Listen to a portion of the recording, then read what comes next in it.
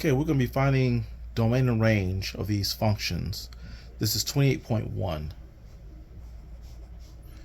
Okay, first, let's look at the parameters of a function.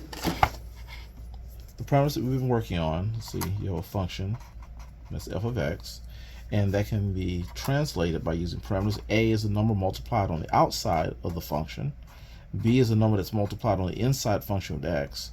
B is anything added on the inside of the function, and D is a parameter of any number that's added on the outside.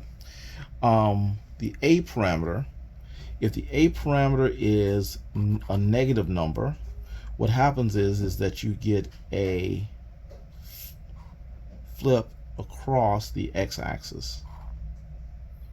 Let's just draw it like this. Yeah, you get a flip across the x-axis. If the B parameter is negative, you get a flip across the y-axis. Is the C parameter is negative, then you'll get a shift to the right. And if the D parameter is negative, you get a shift downward. Okay, so let's identify our parameters so we'll know what's happening. Okay, this right here is on the inside. This negative 2 is subtracted on the inside, so this is a C parameter. This plus 3 on the outside is a D parameter. We're going to remove both the C parameter and the D parameter, and what will be left is the square root of x. And now we're going to slowly start putting the parameters back on until everything's back on. So we'll have a total of 3 graphs. This will be graph A, graph B, and graph C. So graph A will be with no parameters at all. And then how do we put the parameters back on? The order that we put things back on is called CBAD. CBAD. CBAD. So you put the C parameter back on first, then the B, then the A, then the D. And then everything's back. So let's put the C parameter back on first. And we'll have x minus 2. And then lastly, we're going to put the D parameter back on, which is the plus 3. So we're going to graph A, B, and C.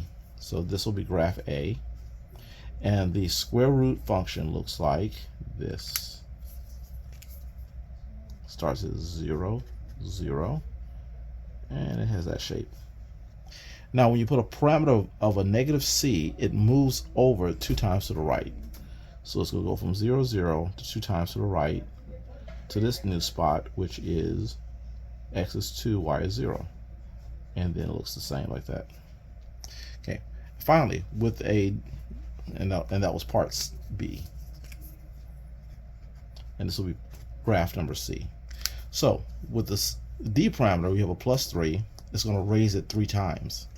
So we're already out 2 times. We're going to go up 3 times. And so this will be the new starting point, which will be now x is 2, y is 3. And it'll have that same shape there. Now, from here, we'll determine the domain and range. To determine the domain and range, we ask domain, how far to the left does it go, and then how far to the right. This doesn't go any further than 2 to the left. So we'll say the domain is, to the left is 2. And how far does it go to the right? Well, it just goes on and on and on. So to the right is infinity. Now range asks for how far down does the graph go, and then how far up. Well, how far down does this go is right here. This is the lowest point. So this is the lowest point. The lowest point is 3. So the lowest point is 3. And what's the highest point? Well, this keeps going up and up and up and up and up and up and up and up and up. So that'll be a positive infinity as well. Now, number 2. We'll identify the parameters. We have 3. Let's put a 1 here for the negative, and we can see all our parameters now. So that's a parameter A. This is a parameter C. This is a parameter D. So when you remove all the parameters, what will be left is the square root of x. This will be our graph A. All right, so we'll start putting our parameters back on. Our order for putting them back on again is CBAD. So I'm going to put C next. So this will be square root of x minus 2. This will be graph B. And then next, after C is put on, then we look to put on B. There's no B, so we'll put A on there next. So A will be next. So that'll be the -1 outside of x minus 2. All right, and that'll be graph C. And then finally, we put the D parameter back on, and that'll be the 3. So this is graph D. So we have -1 square root of x minus 2, and then the plus 3. All right, so let's graph A, B, C, and D. A will be the square root of x, which starts from 0, 0, and goes this way. B, you have a -2 parameter, so you move over to the right 2 times. So it gives us a point of 0, 2 right here. And there's my graph. Okay, next we have a A parameter on C, that's a -1. So that flips us across the x-axis. So we'll still go to 2 right here. That's 2, 0. But flipping across the x-axis gives you this shape right here. Flips from on top to on the bottom. And finally, a +3 parameter, that's a D parameter, it'll go up 3 times. So 1, 2, 3. So now here's my new point. And that point is now at 2, 3. And the graph still has that orientation like it had here. It's still on the bottom there. Now let's look at the domain and range.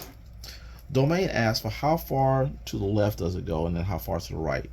Well, this doesn't go any further than 2 to the left. So it's 2 to the left. Now how far does it go to the right? Well, you see that it's bending over here and it's still going. So that'll be positive infinity. Now the range asks how low does the graph go, and then how high does it go? What's the lowest? Well, there's no low point. It keeps going lower and lower and lower. So that is going to be negative infinity. Now what's the highest this graph will go? The highest it goes is right here. It goes no higher than 3. It stops right there. So that's the height, is 3. And it actually stops there, so I'll put a bracket.